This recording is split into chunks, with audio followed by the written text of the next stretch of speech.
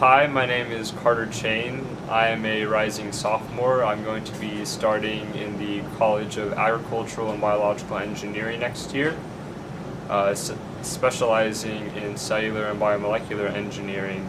And this summer, I participated in a project in which we tried to develop an electrospinning system for the regeneration of muscle tissue.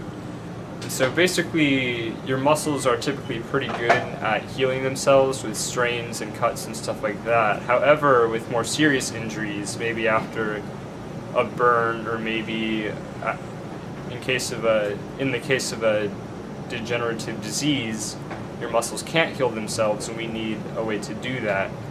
And so what we have been working on this summer is developing a scaffold that can be used to mimic the extracellular matrix of muscle, so that if a very large injury occurred, you could implant something that resembled muscle ECM, that is extracellular matrix, and use that as a platform to begin the regenerative process.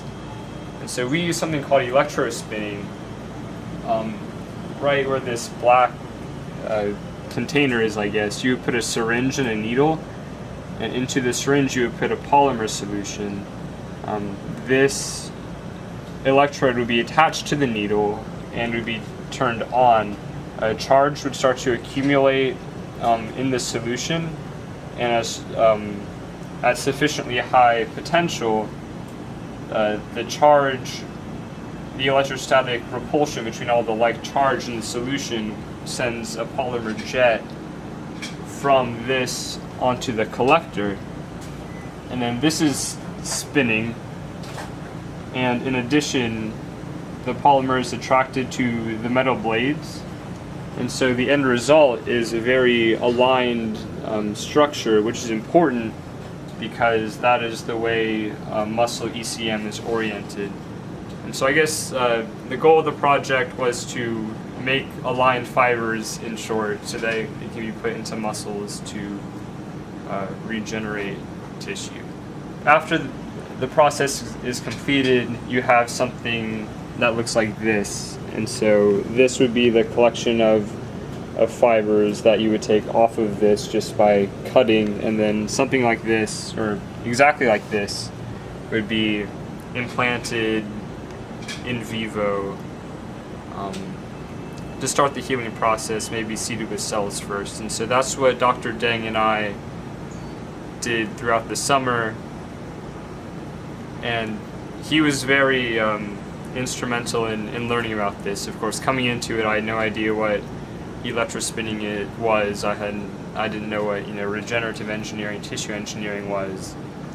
And he was very helpful. He was always very willing to talk to us. He was very easy to communicate to, and that was very important, especially, I was just an undergraduate. I didn't have very much background knowledge, and so being able to talk to someone who knew everything was very important. So I went to him often when I had questions, when I was stuck. Also, a skill that you have to learn throughout the summer is to how to teach yourself, kind of.